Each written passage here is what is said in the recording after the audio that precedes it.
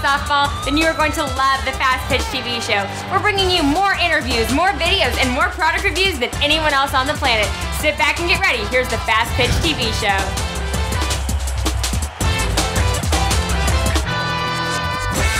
Hello and welcome to the Fastpitch TV show. I'm your host, Gary Leland. I bring you the show every week. Just check out my website on Fridays for the newest episode. Now, if you found my show on Facebook, your Apple TV, YouTube, or any video sharing site or device, please check out my website at fastpitch.tv. It's the home of the Fastpitch TV network and the place to find all my videos and all my blogs. It's basically a network for Fastpitch softball. That's the best way to describe it. Now, please check it out as soon as this show's over. Now, in this week's show, I'm bringing you another great clinic from Softball Con in Louisville, Kentucky. It was held earlier this year. Now, if you're not familiar with Softball Con, which you should be if you watch this show, but if you're not, please visit their website at softballcon.net. It's a great clinic and definitely worth your time, okay, to check it out. Now, this week I'm bringing you part 2 of a great hitting clinic with college softball great and present head coach of the USA women's baseball team, Jennie Dalton Hill. Now, if you've not seen part 1, you may want to go back and watch episode 116 first, then watch this episode, okay? Now, let's go watch part 2 of her clinic right after this word from my sponsor. Do you need a softball bat? Do you want to save $30? SoftballJunk.com is offering an additional $30 discount off the price of all non-sale softball bats on their website. That's right, $30. So the next time you buy a bat, go to SoftballJunk.com and enter the code FPTV30 during checkout, and wham! You just put a cool $30 in your pocket. Yes. I just think there's a big difference in the younger group versus the older group. There can be. So we're focused on the fundamentals for 8 to 12-year-olds. Right. What do you feel is the biggest difference between that group before they go transition to high school? The problem is coaches tend to focus on only one thing. So the saying of the year for one of the teams that I work with, not my saying, but this coach that I work for, is you're looping. And by looping, he means on pre-motion coming back and then dropping down and barrel coming down through. But is that what every kid's doing? No. So how do you help? Where does a swing begin? The bottom. You unwind from the bottom up. You build potential energy and then kinetic comes through in the top. If that makes any sense. Do you guys know what I mean? Okay, got some knots. So, if the base is broken, the top is going to be broken. No matter what your swing looks like, if the base is broken, the top is not going to work. So, focus on the bottom half first. You can always give them something to think about upstairs, but if the bottom half is gliding, if the bottom half has weight forward, if the bottom half has pivot but no hips through the ball, then everything up top is affected. So fix the base and work your way up, just like the swing. Now, I wasn't here for the mechanic swing earlier, but on a swing, the two things that happen, stride and trigger, happen at the same time. Separation creates balance. You want to stay balanced. You'll hear over on the baseball side, and I know I played baseball, you'll hear sit with weight back. Sit and trigger back. That scares me with girls, because they sit and then they explode up. And eyes move, weight comes forward. Stay 50-50, if that's an issue, okay? Not a blanket. So, create separation, chin over chest, not over toes. Create separation, bottom half. Next thing that happens is a thing that we don't really talk to kids much about is a glide and then a pivot. And the glide is little. It's not collapsing. It's not like a giraffe at the stream. Backside through, hips come through. But it creates the backside torque through the ball. Stride, separate, pivot, hips, next part through, elbow, knob, follow through.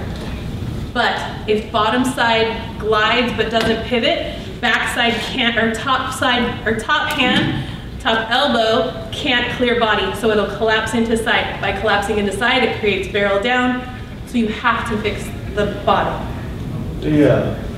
driving through with your backside, I Yes. have a lot of kids that just, they over-rotate. Yes. And I demonstrate it and show it to them on film. I cannot get some of them out of just spinning. Just spinning. Just spinning and rotating their back foot and not driving on something. And what some coaches will then have them do, don't do this please, where they do this and they have them do this. I hate that because what that does, okay, so I'm sorry if I offend anyone with what I say, but by teaching them to do this, you teach these two things to do the exact same thing, and that's not how it works. Bottom half can get through, top half needs to stay to plate. Front shoulder comes out as barrel begins approach. So, how do you teach it? That's what I'm battling too. I don't know. But that's where all your power comes from. The way that you need to speak about it, do you know what a C to the ball means?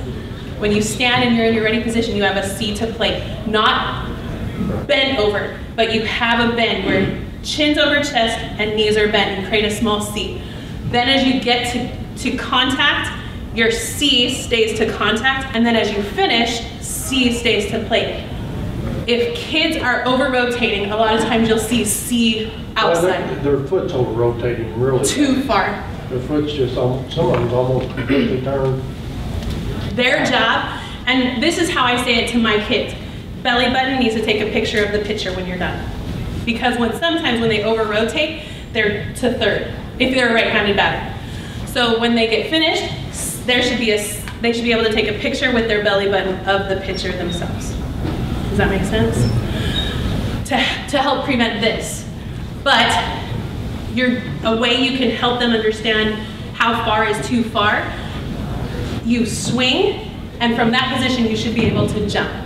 And if they've over-rotated, they won't be able to do that. That's also another way to fix front side or back side. It's a check for them. Does it fix it? No. There's really no fix.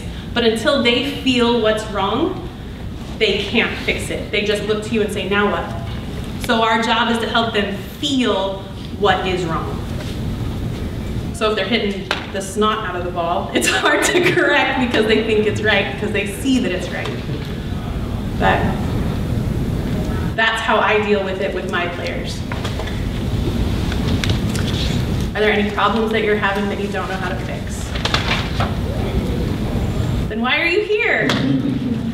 Yes? How about girls to start with? I mean, I personally, with working for young for a long time, is they've got too heavy bats when you're younger. They're dragging the bat. It's not fast enough, it's dragging it. And that causes this, along with the guy that said the picture of but they're dropping and they're dragging. So now they're 13, 14, 15 years old. They actually have enough muscle to hit the ball, quite straight, but they're still dragging the bat. Right. And of course, it was really good. And I've hit that at the high school level as well. So the way that I've counteracted it is I stand behind my kids. Brooke, will you come do it? This is my daughter, Brooke. I drug her out here today. I hope she'll forgive me more than anybody. But I want you to face forward like you're swinging straight ahead, like the ball's coming from there. So Brooke has a problem of that as well. Top hand, sorry, I'm exposing all your weaknesses today. Top hand leading rather than going to ball. So we've done this a million times. I'm gonna pull, or I'm gonna hold, you're gonna pull, go. So she pulls at a constant to feel what it feels like. I'm gonna let, same thing like at practice, ready, go. So that then she feels what it should feel like for bat to come through. Now swing. There's lots of people watching, but you're okay. Get ready, stride and get ready. Now what'd you do wrong? Elbow up and lift to the sky. Keep feet down, hands up. Go. Constant pull. To help them understand, slide down the slot rather than let it fall down. And you won't get hit. I mean, you will if you stand right here, but if you're holding here, you're not gonna get hit. Even the kid that flies big and flies long and around, you're not gonna get touched. If you let go and take a step back, do again. Constant pull, strike. You won't get hit. That's how I've And that to her made sense because you put the ball on the tee, they can still approach the tee. You're not worrying about a soft toss, you're not worrying about a front toss, you're not worrying about you getting hurt. They're just simply focusing on hitting the ball off the tee and then they get the feel. You do that 2 or 3 times, let them try. Doesn't work, come back, hold again. And what I find when I do that with the younger kids, they get it right for 2 swings. The first swing looks awesome. The second swing alone, not so great, so I just come right back. Because muscle memory is the key to a successful swing. It's the younger kids who swing different every time that I can't fix because there's not a consistent problem. So find the consistent problem, and hopefully as they mature, the real problems will erupt and you can fix those too. Did that answer your question? Thanks, Bob. Is there anything else? And granted, it's not rocket science. We've put people on the move. We can do big things. It's just softball. Some people think softball is life. Make sure your kids have balance. Yes. We're also at the stage where we're trying to teach them to slap. So what are your thoughts on? She's downstairs teaching a clinic. Jess would be your go-to for how to teach slap. I could give you what I think, but I was a power hitter. I hit in the 3 slots, so coach didn't want me to slap. Not quite built like that. But how do you teach them to slap? Or make the transition from right side to left side. You need to make sure that you don't ask them to hit right away, because which hand supplies the power in a swing? Your top hand, because it's attached to your back side, okay? So top hand supplies power. Usually a right-handed batter does everything right-handed. She writes with her right hand, she waves to her friends with her right hand, she shakes hands with her right hand. So her right side is her dominant side. So when she hits, that side is the strongest side. You automatically then switch her and make top hand left side. And it doesn't know what to do. So as soon as you switch a kid to a slapper, do not ask her to hit right away, because this hand has no clue. It is lost in the world. This hand, when you switch a kid to a slapper, is gonna do everything. It's gonna pull, it's gonna lift, everything back here is like, what do I do? Because it's never been asked to do anything. So when you switch a kid to a slapper, don't make them power hit right away. That's a skill that you need to develop, not expect. Does that make sense? So when you switch them to a slapper, work on bat angle, keeping the barrel up, and they're gonna naturally go the other way because top hand can't push through. So as they come through, top hand's gonna be weak and it's going to go that way. But don't throw things at them when you switch them as a slapper. Simply put it on a tee and work on footwork, work on ankle, and work up to the other stuff.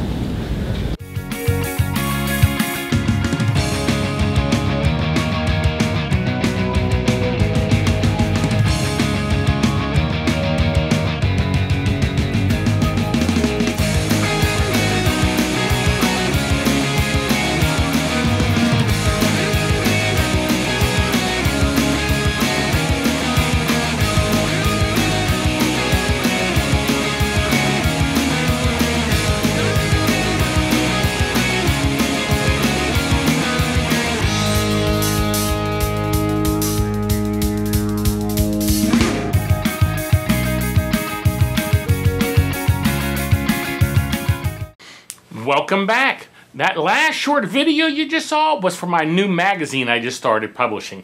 Fastpitch Illustrated is for the iPad. Now if you want to subscribe to it or just find out more information about the magazine itself, go to fastpitchillustrated.com. Now I hope you enjoyed Jennie's clinic. Make sure and come back next week for part 3 of her clinic. If you have an iPhone, an iPad, or any of those devices, you need to look at the apps we've created for those devices. Just go to app.fastpitch.tv. I think we've created 8 different ones at this time. And don't forget to check out our new skills video channel at coacheslook.com. It's a great way for high school players to get noticed by college coaches, okay? So check it out too. That's it for today. So until next week, this is Gary Leland saying goodbye, and thanks for watching.